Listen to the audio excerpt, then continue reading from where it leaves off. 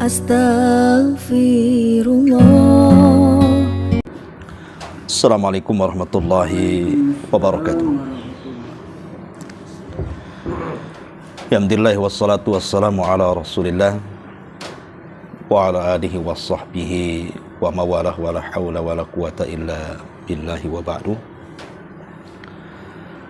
Alhamdulillah, segala puja dan puji hanya milik Allah subhanahu wa ta'ala. Di pagi hari ini, setelah melaksanakan salat yang paling berat dilakukan orang munafik, salat subuh berjamaah, tidak ada sesuatu yang lebih mulia melebihi duduk untuk mendengarkan ilmu. Dan itu diambil dari perkataan Muhammad ibn Idris, atau dikenal dengan Imam Syafi'i rahimahullahu ta'ala. Beliau mengatakan, laisa syai'un ahamma ba'dal faraid min talabul ilmi. Tidak ada sesuatu yang lebih penting setelah melaksanakan kewajiban melebihi menuntut ilmu. Makanya Nabi SAW kebiasaan setelah melaksanakan subuh terkadang bertanya soal mimpi kepada para sahabat. Apabila ada sahabat yang bermimpi, maka Rasul akan mentakwilkan. Atau terkadang Nabi SAW memberikan pencerahan selepas subuh. Dan itu menunjukkan bahwa pentingnya seseorang itu menambah pengetahuan, apalagi di waktu pagi. Karena waktu pagi kan segar-segarnya seseorang itu untuk menyerap sesuatu. Kecuali yang kurang tidur malamnya ya, mungkin karena kebanyakan makan duren.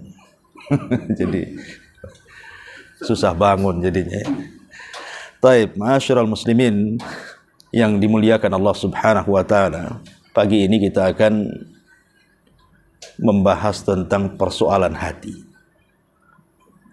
Ini penting karena hati itulah yang menggerakkan badan.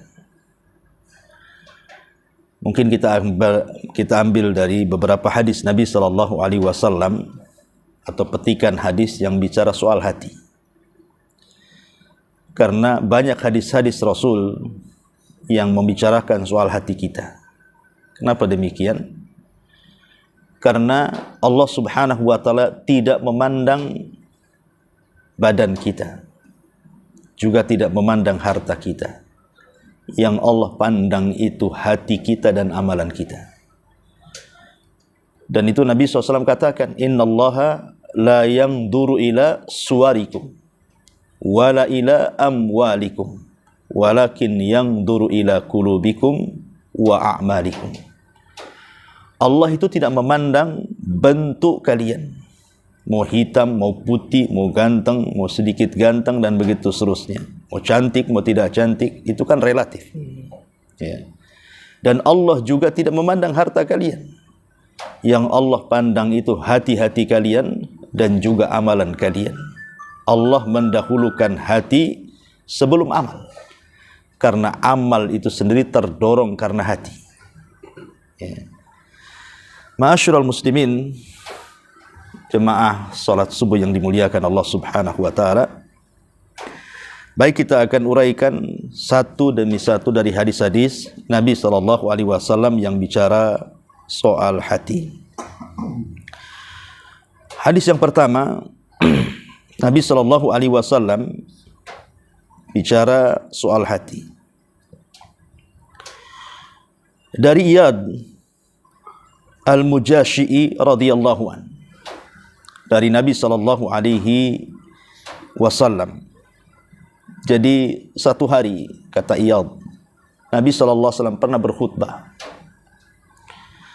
Isi khutbahnya, kata Nabi SAW, ala inna rabbi amarani an u'allimakum ma jahiltum.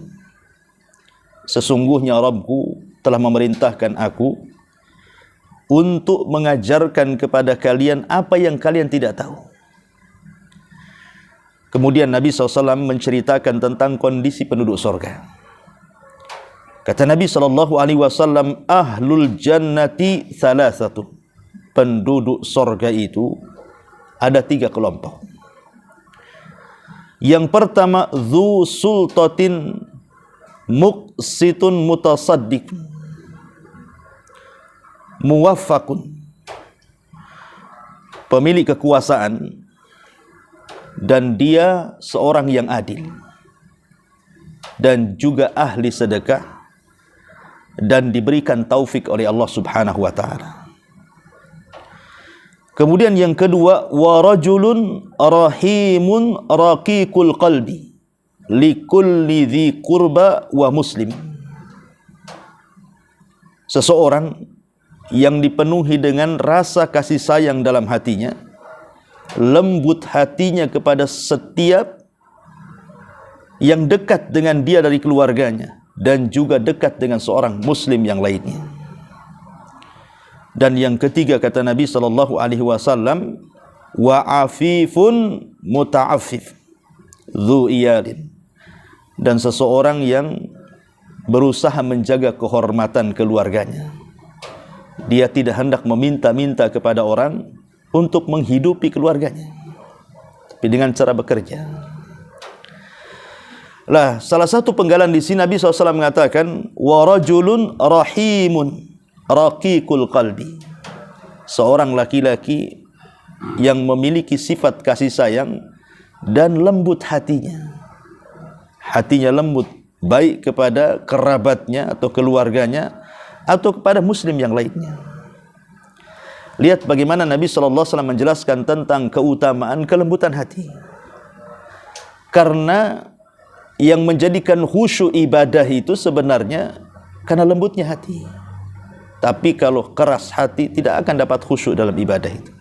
Makanya perhatikan ketika Allah mencela para pendusta agama. Ara'aital ladzi yukadzibu biddin fadzalikal ladzi yadu'ul yatim wala yahuddu ala ta'amil miskin fawailun lil musallin alladzina hum an salatihim sahun alladzina hum yura'un. Di sini Allah Subhanahu wa taala mengatakan, tidakkah kau lihat para pendusta agama? Kemudian Rasul menyebutkan mereka orang-orang yang menghardik anak yatim dan tidak menganjurkan memberi makan fakir miskin. Kemudian setelah itu Rasul bicara solat. Celaka bagi orang yang solat, yang mereka lalai dan sukaria dalam solatnya. Apa hubungan menghardik anak yatim, tidak memberi makan fakir miskin atau mendorong orang lain untuk membantu fakir miskin dengan solat? Apa hubungannya? Para ulama mengatakan ada hubungannya. Kenapa Allah Subhanahu wa taala sebelum bicara solat, bicara soal memberi bantuan kepada anak-anak yatim dan fuqara dan masakin, dan mencela orang-orang yang menghardik mereka? Karena solat itu dihajatkan kepada rasa takut, dan solat itu sangat berhajat kepada khusyuk. Dan khusyuk itu tidak mungkin diraih kecuali karena lembutnya hati. Dan lembutnya hati itu bisa diraih dengan cara menyayangi anak-anak yatim dan juga menyantuni fakir miskin. Kalau orang sayang dengan anak yatim dan juga sayang dengan fuqara dan al-masakin, itu tanda ada kelembutan. Tapi orang yang menghardik anak yatim, memusuhi fakir miskin, berarti hatinya keras tuh. Makanya sebab turunnya surah Al-Ma'un sendiri adalah ketika, kalau tidak salah, Abi Jahal ataupun Abi Sufyan ketika belum masuk Islam, dia menyembelih seekor unta di hari Jumat. Kemudian datang anak yatim tidak pakai baju dan hendak meminta sepotong unta yang disembelihnya. Tapi Abu Jahal malah mengambil tongkat, kemudian mendorong anak itu sampai jatuh, kemudian menangis, kemudian lari ketakutan. Dari sinilah turun ayat ara'aital ladzi yukadzibu biddin. Tidakkah kau lihat para pendusta agama itu? Mereka tidak punya rahim dalam hatinya, tidak punya kasih sayang dalam hatinya karena keras. Mereka lah orang-orang yang menghardik anak yatim dan tidak mau menyerukan orang lain untuk membantu fakir miskin. Makanya wajar Allah katakan fawailun lil musallin. Celaka bagi orang salat. Orang-orang yang lalai dalam salatnya, artinya tidak mendapatkan kehusyuan. Kenapa? Karena keras hatinya. Kenapa keras hatinya? Ya tadi, karena tidak sayang dengan anak-anak yatim dan tidak membantu fakir miskin. Jadi Hati yang lembut itulah yang menentukan khusyuk dan tidaknya sebuah ibadah. Ini hadis yang pertama. Dan itu ciri ahli surga. Ya. Kemudian hadis yang kedua, hadis dari Abi Hurairah radhiyallahu an yang dikeluarkan Imam Tirmidzi dalam sunannya. Nabi SAW bersabda, "Ittaqil maharim, takun a'badan nas. Warda bima qasamallahu laka, takun aghnan nas. Wa ahsin ila jarika, takun mu'minan. Wa ahibba linnas ma tuhibbu li nafsika, takun muslima. Wa la tukthirid dhahika, fa inna kathratadh dhahika tumitul qalba." Dari Abu Hurairah radhiyallahu an, Nabi SAW bersabda, "Jauhilah hal-hal yang diharamkan kepada kalian, maka Anda akan menjadi manusia yang paling beribadah kepada Allah Subhanahu wa taala." Jadi jauhi hal-hal yang diharamkan, maka kita akan menjadi orang yang paling beribadah kepada Allah Subhanahu wa taala. Kemudian yang kedua, redhalah dengan pemberian Allah kepadamu, maka engkau akan menjadi orang yang paling kaya di tengah-tengah manusia. Kemudian yang ketiga, perbaiki hubunganmu dengan tetanggamu, maka engkau akan menjadi seorang mukmin. Kemudian yang keempat, cintailah manusia sebagaimana engkau mencintai dirimu sendiri, maka engkau akan menjadi seorang muslim sejati. Dan jangan memperbanyak tertawa, karena memperbanyak tertawa itu terkadang bisa mematikan hati. Di sini Nabi SAW menjelaskan kepada kita bagaimana posisi hati di sini. Karena ini semua bicara hati. Ya. Pertama, orang yang menjauhi hal-hal yang diharamkan itu kan bicara hati. Yang menggerakkan orang itu melakukan yang haram itu kan hati. Sebagaimana orang digerakkan untuk melakukan ibadah itu karena hati. Kalau hatinya bersih, maka dia akan tergerak juga, semua anggota badannya akan bersih. Tapi kalau hatinya kotor, ya akan kotor semua anggota badannya. Dan itu ditunjukkan dalam sebuah riwayat, "Ala wa inna fil jasadi mudghah idza saluhat saluhal jasadu kulluh wa idza fasadat fasadal jasadu kulluh, ala wa hiyal qalbu," kata Rasul. Ingatlah, dalam badan manusia itu ada segumpal daging. Kalau dia baik, semua anggota badannya baik. Kalau dia jahat, semua anggota badannya jahat. Kemudian Rasul mengatakan, itulah hati, dan mengisyaratkan ke dadanya. Itulah hati. Makanya kemudian Imam Ibnul Qayyim mengatakan, al-qalbu kal malik. Hati itu seperti raja. Dia bisa memerintahkan pasukannya sesuai kehendaknya.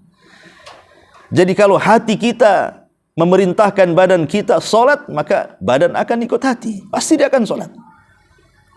Pasti dia akan membaca Al-Quran.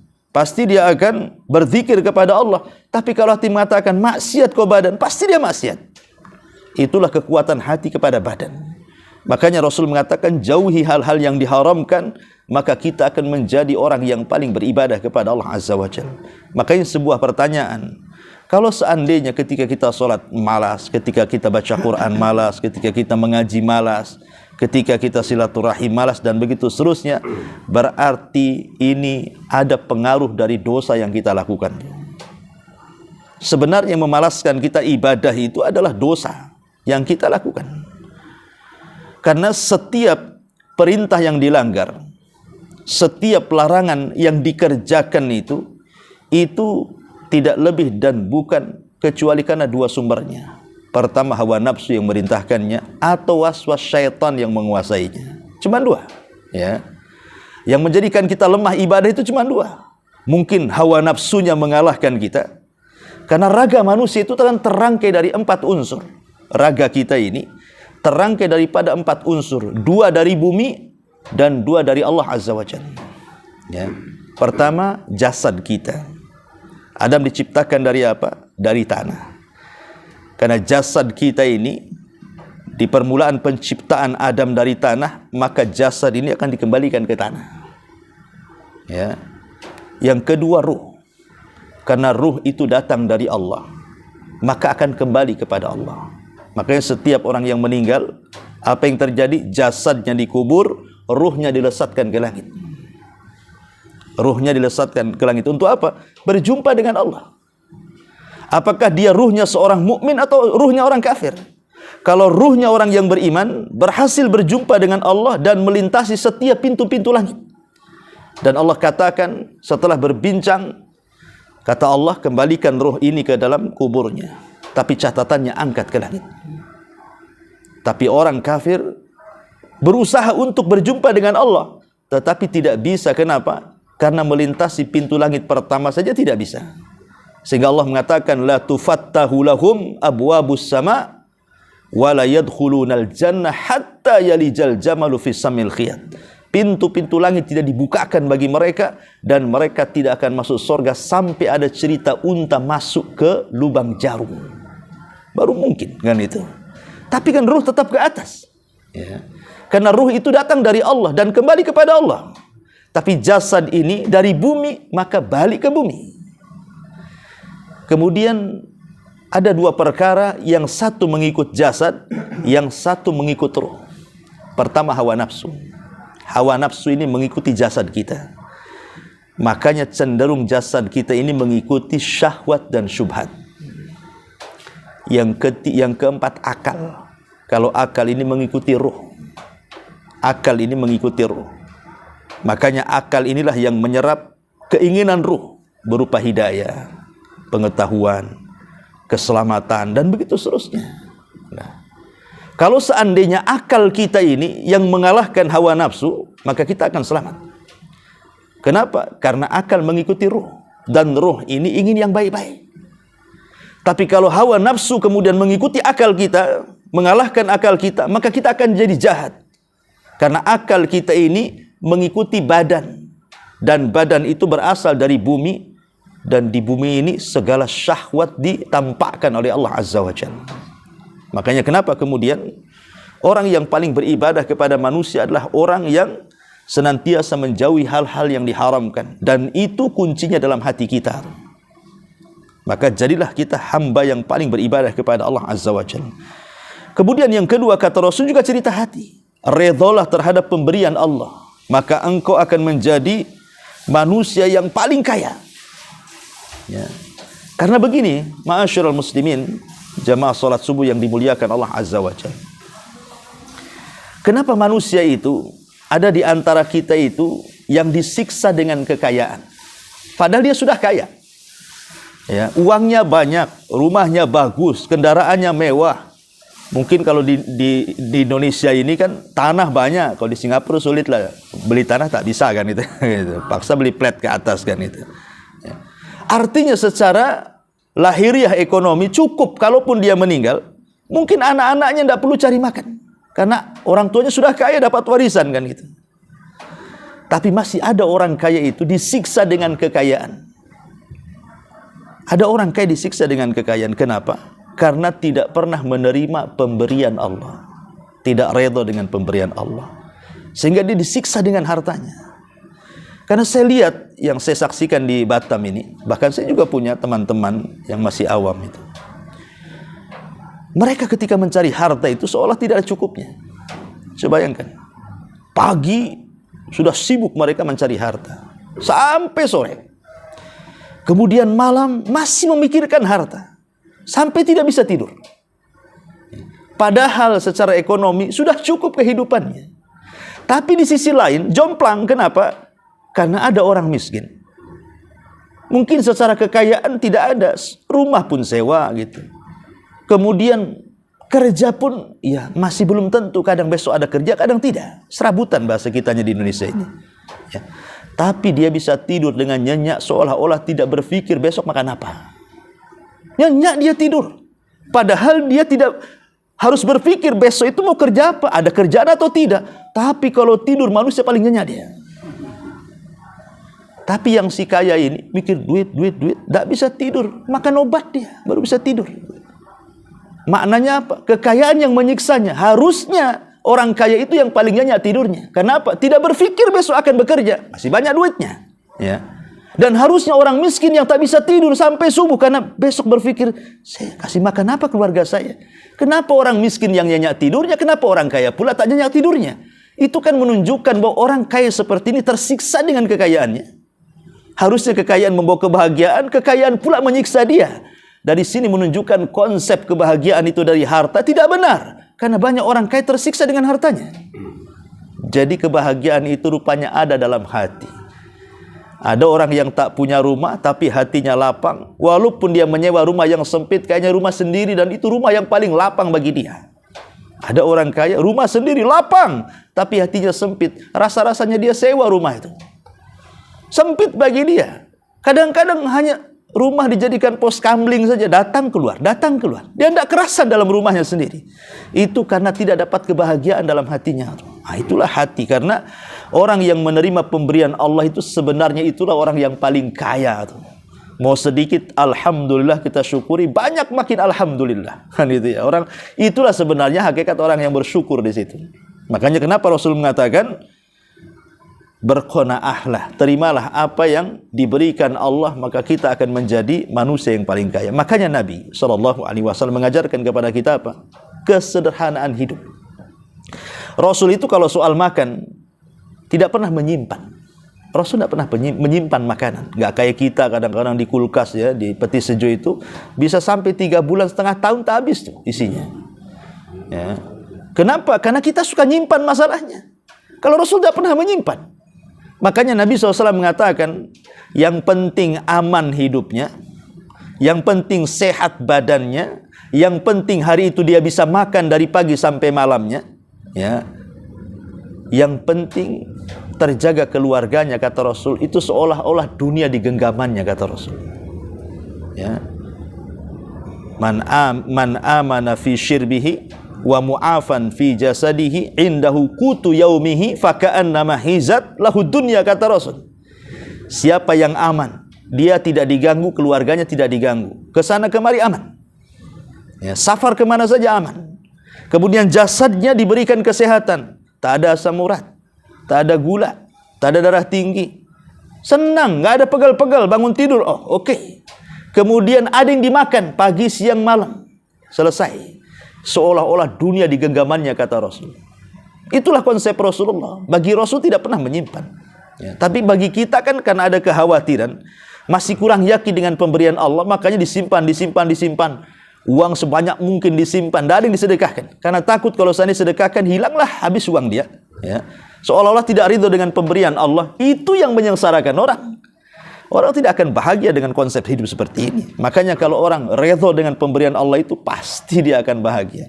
Itulah Rasul memberikan konsep kebahagiaan. Terkadang kalau pagi-pagi Rasul keliling ke istri-istrinya itu. Tanya apa? Hal indakum syai'un. Ada enggak makanan yang bisa kumakan, kata Rasul.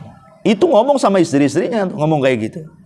Kata istrinya tidak ada. Apa kata Rasulullah? Idzan inni shaim. Ya kalau begitu puasa aja lah saya. Kan senang itu konsep sederhana seperti ini. Kalau kita kan tidak. Apa pasal tak masak? Kenapa tak masak? Ya, belanja sudah saya kasih. Kenapa tak masak? Gitu ya kan. Kadang-kadang kita istri pula yang kita salahkan. Bisa saja istri lagi malas, lagi capek, enggak ada peduli suami. Kenapa kok tak masak? Nah, itulah pertanyaan kita. Bukan ada enggak yang dimakan? Kan itu ya. Itulah kadang-kadang konsep kesederhanaan Rasul belum sampai kepada kita. Kemudian juga Rasul SAW mengatakan yang ketiga adalah bicara soal berbuat baik kepada tetangga. Kemudian juga bicara soal berbuat baik kepada saudaranya, seorang muslim, sebagaimana berbuat baik kepada kita. Maka kalau itu yang dilakukan, kita akan menjadi seorang mukmin dan seorang muslim. Ya. Kemudian kata Nabi SAW, jangan memperbanyak tertawa. Tertawa itu boleh. Ya. Rasul juga bercanda. Rasul suka bercanda. Bahkan satu hari ada seorang nenek-nenek tua datang kepada Rasulullah. Rasul, ada nggak di sorga itu nenek-nenek? Kata Rasul, tak ada nenek-nenek di sorga. Kan itu. Nenek ini pergi dan menangis. Kata Rasul kepada sahabat, bilang sama nenek itu, bukan berarti nenek itu tak masuk sorga. Di sorga tak ada nenek-nenek. Ya. Karena di sorga ini inna ansha'nahunna insha'an wa ja'alnahunna abqara uruban atraba. Semua gadis nenek-nenek yang masuk sorga itu jadi gadis. Bukan berarti nenek itu tak akan masuk sorga. Maksudnya di sorga tidak ada nenek-nenek. Bilang sama nenek-nenek seperti itu. Sambil bercanda Nabi SAW. Terkadang Rasul bercanda, kadang-kadang tertawa. Ya, Rasul tertawa gitu. Ya. Tetapi Ada kalanya kapan tertawa, kapan serius. Kan ada orang yang hidupnya itu ketawa kakak hari-hari. Pagi kakak, siang kakak, malam kakak semua. Kan itu tertawa saja. Ingat, sebenarnya tertawa dan menangis itu tidak ada hukumnya. Boleh-boleh saja tertawa dan menangis itu. Tertawa karena apa, menangis karena apa. Ya. Yang menjadi kemudian berlaku hukum daripada ketawa dan menangis ini, kalau sampai kemudian tertawa ini mematikan hati. Karena setiap candaan dan tawaan kita loh akan dihadapkan di hadapan Allah dan akan ditanya. Kenapa Anda tertawa? Itu akan ditanya. Apa penyebabnya? Kalau tertawa itu untuk menyenangkan orang, umpamanya kita tertawa, ada orang sedih, kita datang, kita hibur, akhirnya kita tertawa dengan dia, dia pun jadi tertawa, ibadah. Ibadah. Kenapa? Karena Rasul yang mengatakan sururun tudkhiluhu ala qalbil muslim. Kata Rasul, amalan yang paling baik itu kebahagiaan yang kita kasih kepada seorang mukmin. Dengan cara apa? Kita bercanda. Akhirnya yang dia susah, banyak hutang, hilanglah tuh susah hutangnya tuh. Padahal hutangnya belum lunas. Tapi minimalnya hilanglah sedikit kan. Sehari itu tak sumpah kali. Karena kita candai, ya.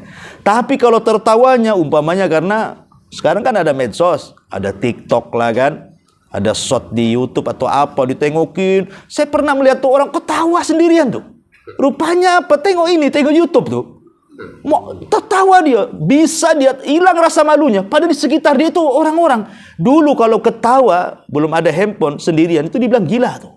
Gila nih, ya. Sekarang semua ketawa. Tak ada orang pun, tak ada lawan bicara, dia bisa tawa tuh. Ketawa kencang, rupanya tengok TikTok, tengok apa. Hilang rasa malunya. Di mana rasa malunya coba? Kalau dulu dibilang gila orang tertawa sendiri itu. Nah, sekarang yang tertawa pula, yang dibilang waras, yang tak tertawa pula dibilang gila. Terbalik-balik dunia ini. Ya. Jadi adalah tertawa-tertawa itu yang baik, ada tertawa-tawa yang tidak baik kan itu. Termasuk juga menangis. Menangis karena apa? Kalau menangis karena tasahud, tidak terima dengan pemberian Allah dia menangis, itu tak boleh. Tidak menerima takdir namanya. Seperti orang yang kena musibah, menangis, kemudian sampai meraung-raung, sampai memukul-mukul pipi, merobek-robek pakaian, gulang-guling sana sini. Maka Rasul mengatakan, laisa minna man darabal hudud wa syaqqal juyub wa da'a bida' wal jahiliyah. Bukan termasuk golongan kami orang yang suka memukul-mukul badan seperti orang Syiah ketika Asyura, memukul-mukul badan kan? Atau merobek-robek pakaian atau guling-guling ataupun berteriak-teriak. Ini apa menangis seperti ini? Tapi kalau menangisnya karena takut kepada Allah, inilah kata Rasulullah, dua mata yang tidak akan disentuh api neraka. Salah satunya apa? Ainun bakat min khasyatillah. Mata yang menangis karena takut kepada Allah Azza wa Jalla. Ya. Ini hadis yang kedua. Hadis yang ketiga. Ya. Hadis daripada Hudzaifah ibnul Yaman radhiyallahu anhu. Nabi SAW mengatakan, tu'radul fitanu alal qulubi kal hasiri udan udan. Fa ayyu qalbin ushribaha nukitat fihi nuqtatus sauda wa ayyu qalbin anqaraha nukitat fihi nuqtatu bayda hatta tasira ala qalbaini ala al-abyad misli as-safa fala tadurruhu fitnatun ma damatis samawat wal ard wal akhar aswad murbadan kal kuzi muzahhiyan la ya'rifu ma'rufan wa la yunkiru munkaran illa ma ushriba min hawa. Rawahu Muslim. Kata Nabi SAW dari hadis Hudzaifah radhiyallahu anhu, ya. Sesungguhnya manusia itu akan disodorkan dengan berbagai macam fitnah. Apalagi kita sekarang kan di zaman fitnah. Kita ini di zaman fitnah. Keluar sedikit saja aurat di mana-mana. Ya kan? Keluar sedikit saja syahwat dunia di hadapan kita. Itulah kita berada di zaman fitnah. Semua bentuk dosa dari yang kecil sampai kesyirikan ada semua di hadapan kita. Semua kemungkaran, kelezatan-kelezatan yang bermaksiat, khamr, judi, zina dan begitu seterusnya di hadapan kita. Kita ini akan ditampakkan dengan berbagai macam fitnah dan kita rasakan, ya. Kata Nabi SAW, dan fitnah itu bagaikan tikar yang dianyam. Kal hasiri udan uda, kata Rasul. Maka siapapun hati yang kemudian meminum fitnah itu, apa yang datang fitnah, dia masuk ke dalamnya. Ataupun fitnah datang kepadanya, dia ambil, dimasukkan ke dalam hatinya. Maka lama-lama fitnah itu akan menghitamkan hatinya. Tapi siapa yang menolaknya? maka dia akan menjaga kejernihan hatinya. Maka terjadilah dua hati, kata Rasul. Ada hati yang hitam kelam, ya, dan ada hati yang putih bersih. Lah hati yang hitam kelam ini, saking banyak fitnah yang masuk ke dalam hatinya, dia sudah tidak kenal apa itu ma'ruf, apa itu mungkar. Nggak kenal lagi. Apa itu sunnah, apa itu bid'ah, apa itu syirik, apa itu tauhid, tak kenal lagi. Apa itu maksiat, apa itu taat. Pokoknya dia langgar semuanya. Mau meninggalkan yang wajib, mau melakukan yang haram, bagi dia biasa saja. Kan banyak di masyarakat orang meninggalkan sholat kan kayak biasa aja kan. Rasanya tak ada dosa bagi dia. Padahal jelas-jelas lah dia meninggalkan sholat 5 waktu tuh. Itu kewajiban. Bukan manusia yang mewajibkan, Allah yang mewajibkan. Tapi ada orang-orang itu yang nggak merasa bersalah tuh. Meninggalkan sholat santai saja dia. Ataupun melakukan yang diharamkan itu. Minum khamr, berzina, berjudi, narkoba. Kayak biasa saja. Atau berghibah, berdusta, korupsi, dan begitu seterusnya. Kayaknya sudah kebiasaan dia. Sudah tidak lagi disangka itu dosa. Ya. Ada orang seperti itu karena hatinya sudah hitam terhadap kebenaran. Fitnah sudah banyak masukannya. Makanya Rasul kemudian mempermisalkan apa? Kalkuz muzakhiyah. Cangkir itu kan yang lubang atasnya, ya. Kemudian di bawahnya ditutup, sebab kalau ditutup dikasih air, ya bocor kan gitu. Makanya kalau cangkir itu bawahnya ditutup, atasnya yang lubang. Tapi kalau cangkir dibalik, ya lubangnya ditaruh di bawah, yang tertutup taruh di atas, mau dimasukkan air macam mana? Tak ada lubangnya. Itulah kata Rasulullah, hati yang tertutup itu. Mau dikasih nasihat pun mental, tak ada lubang ke dalam hatinya masalahnya. Seperti cangkir yang terbalik itu. Nah, ini kalau hati kita seperti cangkir yang terbalik, dinasihati ya tak mempan gitu ya. Dikasih musibah juga ya tak mempan. Dikerasi, dilembuti ya sama saja. Angzartahum am lam tunzirhum la yu'minun. Ini bahaya kalau hati sudah seperti ini. Ya, makanya Rasulullah SAW senantiasa berdoa, ya muqallibal qulub, tsabbit qalbi ala ta'atik, ala dinik. Wahai zat yang membolak-balikan hati, tetapkan hatiku di atas ketaatan dan agama. Sampai Ummu Salamah mengatakan, kan tidak mungkin Rasul sesat. Masa Rasul bisa sesat? Kan mustahil. Rasul kan dibimbing Allah.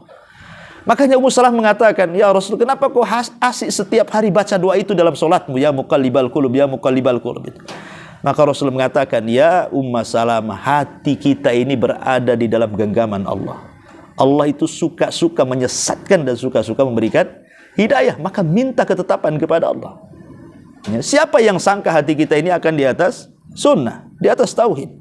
Dan kita bisa saksikan teman-teman antum sendiri yang dulunya rajin datang ke majelis ta'lim, akhirnya futur kan? Entah kemana, entah masalah pribadi akhirnya dia keluar, entah masalah pekerjaan akhirnya nggak datang, entah masalah musibah yang menimpanya akhirnya malas datang kan itu. Namanya hati itu terkadang ada semangatnya, ada futurnya. Tapi Rasul mengatakan setiap kesemangatan itu ada futur. Dan setiap futur ada kesemangatan. Barang siapa yang futurnya di atas sunnah, dia dapat hidayah. Tapi barang siapa yang futurnya kemudian tidak di atas sunnah, binasa dia. Kalau ketika kita lagi malas gitu ya, oke lah kita malas, yang tadinya suka rajin hadir di majelis taklim tiba-tiba malas. Ya, berarti ada sesuatu itu dengan kemalasan itu. Kata Rasul, kalau malasnya kita lawan dan kita arahkan ke sunnah, boleh jadi saya tidak mengamalkan, hari ini tidak bisa mengaji, nggak masalah. Tapi ada amalan lain. Mungkin disibukkan dengan sholat sunnah, mungkin disibukkan dengan membaca Quran, mungkin disibukkan dengan istighfar. Maka dia akan, kemalasannya itu akan terbimbing. Ya, ketika tidak bisa melaksanakan yang ini karena mungkin ada masalah, tapi dia berusaha mengalihkan yang lain. Tapi kalau seandainya yang ini tidak dikerjakan, yang lain pula tidak, ini kemalasan yang tidak diarahkan kepada sunnah. Hati-hati di sini. Makanya kenapa Handalah itu sahabat yang dibesarkan malaikat, gara-gara ketika meninggal dia junub, belum mandi, kemudian mati syahid. Malaikat datang hendak memandikan jasadnya itu. Makanya disebut ghasilul malaikat, 70.000 turun dari langit ke bumi itu. Mau memandikan jasadnya siapa? Handalah, malaikat. Maka disebut Handalah ghasilul malaikat. Handalah yang dibesarkan malaikat, kata Rasul. Ya. Saat ketika beliau termenung satu hari, beliau termenung, ya saya ini kalau hadir di majelis Nabi, kok rasanya semangat hidup ini. Kayaknya kalau Rasul cerita surga, nampaklah surga depan saya. Kalau Rasul cerita neraka, nampaknya neraka depan saya. Takut pula saya sama neraka. Tapi kalau sudah tidak hadir di majelis taklim, kemudian sibuk dengan keluarga, sibuk dengan pekerjaan. Kayaknya surga neraka itu dongeng saja katanya. Apa saya ini munafik katanya Handalah ini. Dan itu kita bisa rasakan kan. Kalau antum hadir di majelis taklim kan agak semangat tuh. Tapi kalau sudah keluar entah apa-apa yang antum lakukan itu. Ya. Sehingga Handalah mengatakan, apa saya munafik? Akhirnya kemudian dilaporkan kepada Rasul dengan Abu Bakar Siddiq. Rasul, apakah yang seperti ini munafik Rasul? Kata Rasul, tidak. Tetapi ini nasihat Rasul. Walakin ya Handalah sa'atan sa'ah. Tapi ya Handalah, yang namanya hati kan bisa berubah-berubah. Sesaat kau sibuk dengan dunia, sesaat kau hadirlah di majelis taklim saya. Jadi Rasul menganjurkan, bolehlah kau sibuk dengan dunia, tapi jangan lupakan kajian, jangan lupakan taklim, jangan lupakan duduk di majelis ilmu. Karena hanya itu yang bisa menasihati ruh. Di luar itu kebutuhan badan kita, bukan kebutuhan ruh kita. Di luar kan soal makan itu badan, minum badan, cari harta badan, jalan-jalan ke sana kemari ini cerita badan. Ya, kita dimanjakan badan kita dengan makan, minum ke tempat-tempat yang bagus, itu cerita badan. Lalu yang memanjakan ruh itu apa? Ilmu. Hadir di majelis taklim, itulah yang memanjakan ruh kita. Makanya lebih baik mana? Kemuliaan ruh atau kemuliaan badan? Tentu jawabannya kemuliaan ruh lebih mulia dibandingkan kemuliaan badan. Saya contohkan. Ketika Adam alaihi salatu wassalam di sorga, nikmat sorga itu rata-rata nikmat badan. Nikmat yang Allah anugerahkan kepada Adam di sorga itu cerita nikmat badan. Seperti Allah mengatakan, ya, di jannah itu, alla taju'a fiha wala ta'ra. Engkau hai Adam di sorga tidak akan lapar dan tidak akan telanjang. Artinya kau akan dikasih makan dan akan dikasih pakaian. Makanan, pakaian, urusan apa? Urusan badan. Ya. Allah mengatakan kepada Adam, wa qulna ya Adam uskun anta wa zaujukal jannah. Wahai Adam, ajak istrimu masuk ke dalam sorga. Dan sorga itu istana. Ya. Istana itu untuk apa? Untuk badan kita. Kenapa kita punya rumah? Supaya badan kita tidak terkena angin, tidak terkena hujan. Makanya masuk ke rumah. Ya. Kemudian kata Allah mengatakan, wa kulu minha haitsu syi'tum ragadah. Di sorga kau makan sekenyangnya, makan sesukamu. Ini cerita badan semuanya. Ya. Tetapi ketika Allah subhanahu wa ta'ala takdirkan Adam diturunkan dari sorga, kemudian ke bumi. Ya. Bumi ini tempat bala, ikhwan. Orang yang hidup di bumi ini pasti akan celaka, pasti akan diuji, pasti akan disakiti. Tidak mungkin orang hidup di bumi tidak disakiti. Pasti satu hari disakiti, pasti satu kali diuji, pasti satu hari akan ada bencana yang akan mengujinya. Itulah bumi. Bukan tempat nikmat bumi ini, tempat ujian. Ya. Tetapi Allah subhanahu wa ta'ala ketika menurunkan Adam, Allah ganti kenikmatannya. Kalau di sorga kan nikmat badan tuh. Ya, semua kecukupan ada, tak perlu kerja. Ya, semua minuman ada, tinggal minum, tak perlu cari. Pakaian indah-indah, ada istana. Tapi kalau sudah di bumi, makan harus cari, minum harus cari, pakaian harus beli, rumah harus bangun, dan begitu seterusnya kan. Tapi Allah ganti kenikmatan badan Adam dengan kenikmatan apa? Kenikmatan ruh. Allah mengatakan, fa imma ya'tiyannakum minni hudan fala khaufun alaihim walahum yahzanun. Dalam ayat yang lain, fa imma ya'tiyannakum minni hudan fala yadhillu wala yashqa. Adam, setelah kuturunkan kau ke bumi, kami akan datangkan petunjukku kepadamu. Maka siapa yang mengikuti petunjukku, kata Allah, satu, dia tidak akan sedih, maknanya akan bahagia. Dua, dia tidak akan takut, maknanya aman, dia akan diberikan rasa aman. Tiga, fala yadillu, tidak akan tersesat, maknanya akan diberikan pengetahuan. Kemudian yang keempat, wala yashqa, tidak akan celaka, maknanya akan bahagia. Jadi Adam diberikan 4 perkara di bumi itu dengan memeluk hidayah. Pertama, tidak akan sedih, tetap bahagia walaupun susah hidupnya. Yang kedua, tidak akan takut karena akan diberikan keamanan oleh Allah. Yang ketiga, diberikan pengetahuan. Dengan pengetahuan itu diberikan kebahagiaan. Coba bayangkan, ketika Adam alaihi salatu wassalam diturunkan ke bumi, Allah ganti nikmatnya, bukan nikmat badan lagi, nikmat ruh. Nikmat ruh inilah yang kemudian memuliakan Adam. Innallaha astafa Adama. Allah pilih Adam dari semua makhluk.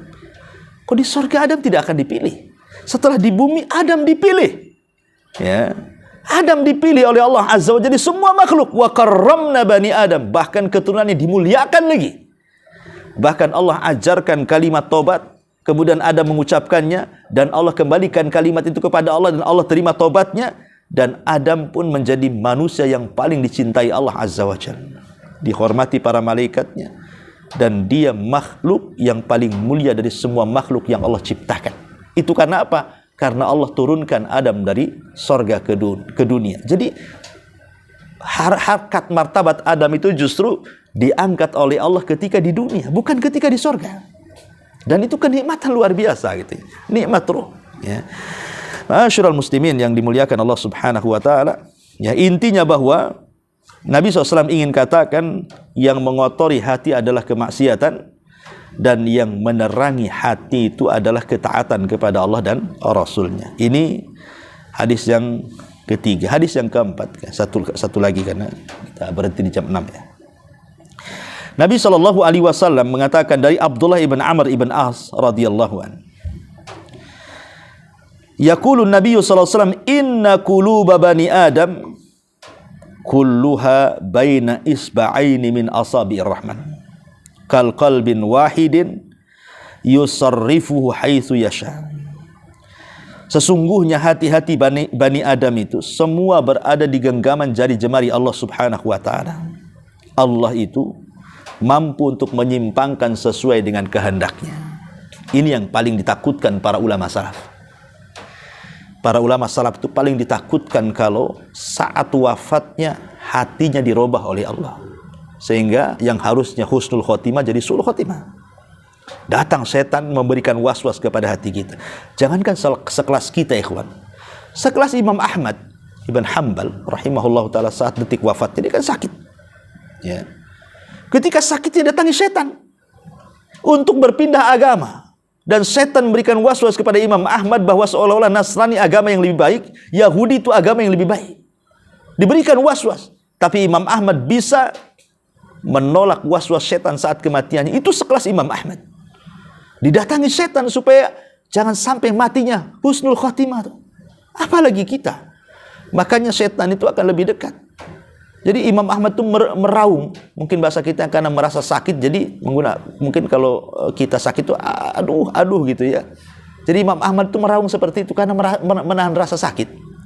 Jadi kawannya di samping Imam Ahmad mengatakan, ya Imam, innal anina qaulun wa innal qaula yuqtab wa yus'al. Imam, kalimat anin, aduh ketika sakit itu bagian dari ucapan, dan ucapan akan ditulis malaikat, dan tulisan malaikat akan dipertanggungjawabkan di hadapan Allah. Ketika itu Imam Ahmad mendengar, langsung diam dia, tidak mau mengaduh, padahal dia sakit tuh. Karena dia tahu bahwa aduh itu sebuah ucapan, dan ucapan akan ditulis, dan setiap yang ditulis akan dipertanggungjawabkan. Kalau kita sakit sedikit aja meraung-raung luar biasa, seolah nggak terima dengan ujian dari Allah Azza wa Jalla kan. Itu sekelas Imam Ahmad itu. Ya, diuji oleh Allah Azza wa Jalla seperti itu, apalagi kita gitu kan. Makanya kenapa kita ini butuh Allah itu, supaya jangan sampai hati yang ini sudah kenal sunnah, jangan sampai dibolak-balikan kepada ajaran-ajaran yang menyimpang ya.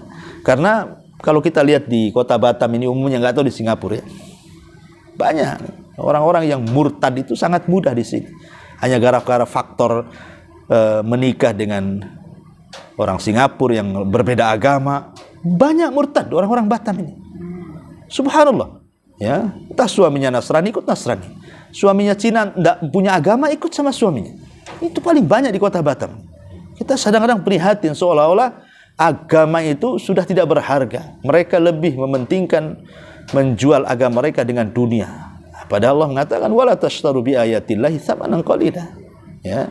Nauzubillah, itu karena hati tidak dijaga oleh Allah Subhanahu wa taala, dan dia tidak minta menjaga. Tidak minta agar Allah menjaga hatinya, dan dia tidak berusaha menjaganya. Ya. Kemudian juga yang terakhir, karena sudah hampir jam 6. Nabi SAW juga mengatakan dalam hadis Abdullah ibn Amr ibn As radhiyallahu anhu. Dan Abdullah ibn Amr ini saingan Abu Hurairah. Kalau Abu Hurairah itu banyak hafalan hadisnya. Kalau Abdullah ibn Amr ibn As ini banyak tulisan hadisnya. Yang satu menghafal, yang satu menulis. Kalau Abu Hurairah menghafal dia. Ya.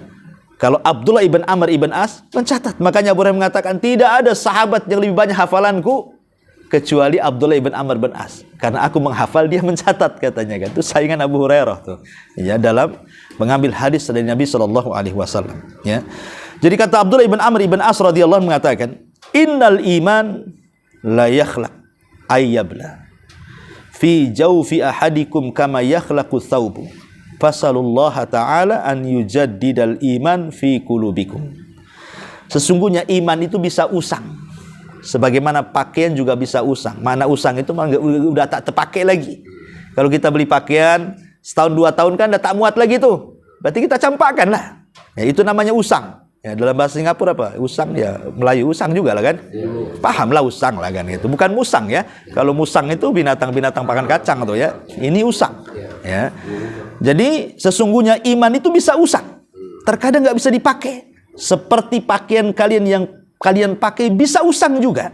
Ya. Kata Rasul, jadidu imanakum. Perbaharui iman kalian. Iman ini mungkin bahasanya ada expirednya. Ya, bukan makanan saja, roti expired tak bisa dimakan. Rupanya iman juga ada expirednya tuh. Kadang-kadang nggak berfungsi iman itu. Maka Nabi SAW mengatakan jadidu imanakum. Ingat, perbaharui iman kalian. Di sini kata para ulama ketika memberikan catatan hadis ini, fihi fadlu tajdidil qulub. Wa anna tajdidaha yakunu bil iman.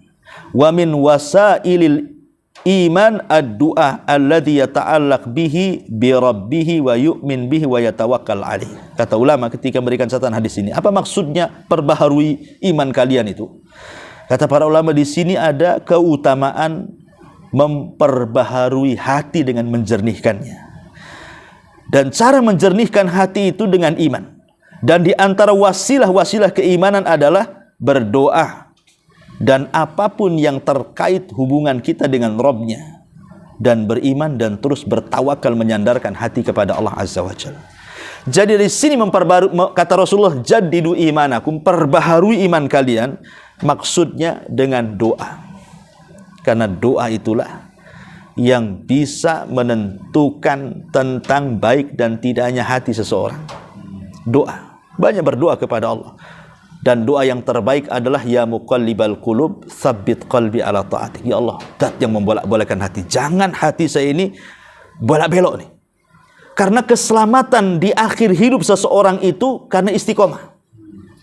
Ingat ayat yang mengatakan ya alladzina qalu rabbunallah tsumma istaqamu tatanazzalu alaihimul malaika alla takhafu wa la tahzanu wa absyiru bil jannati allati kuntum tu'adun.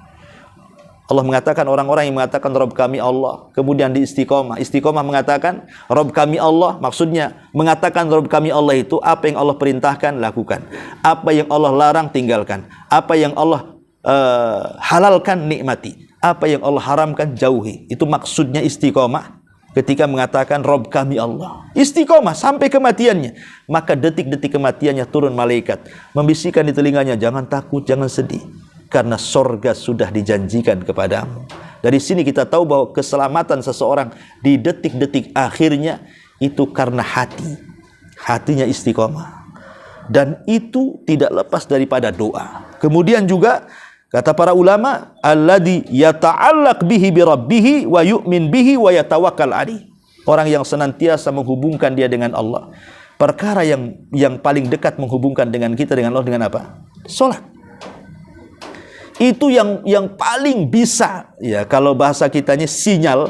Ketika kita punya handphone, kemudian kita beli pulsa, ya, kemudian kita berhubungan, maka hubungan antar manusia dengan manusia itu karena ada pulsa handphonenya. Kalau tak ada pulsa, tak ada sinyal, mana bisa?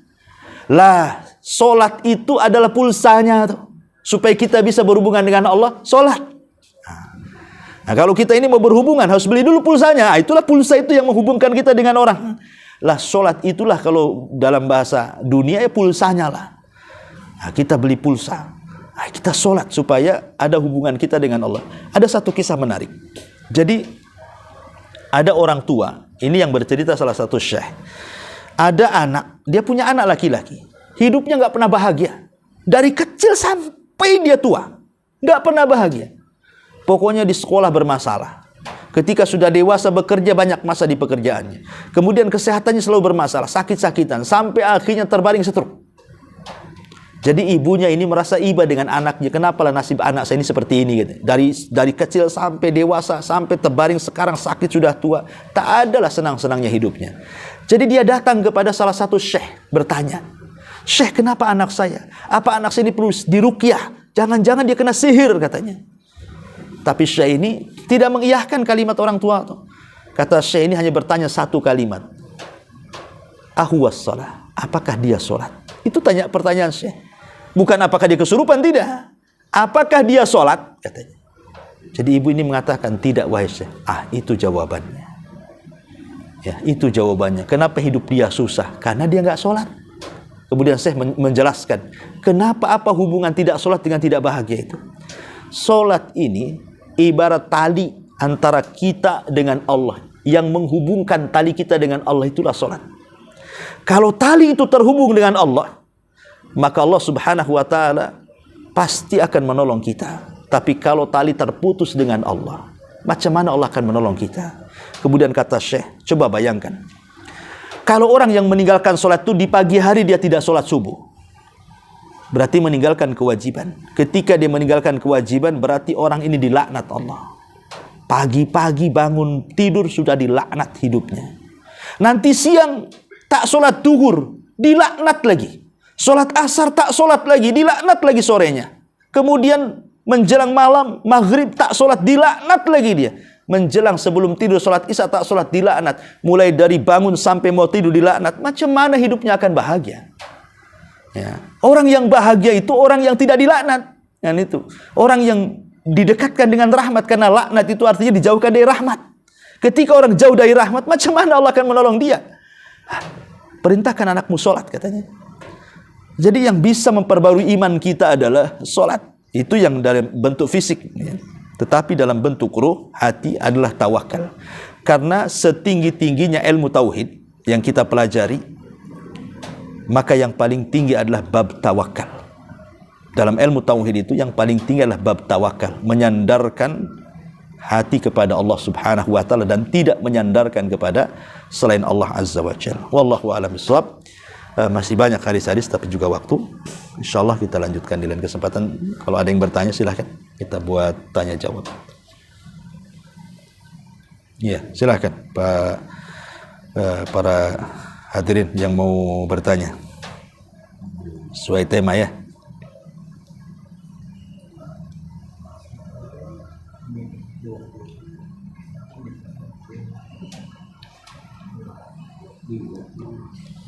Tak ada?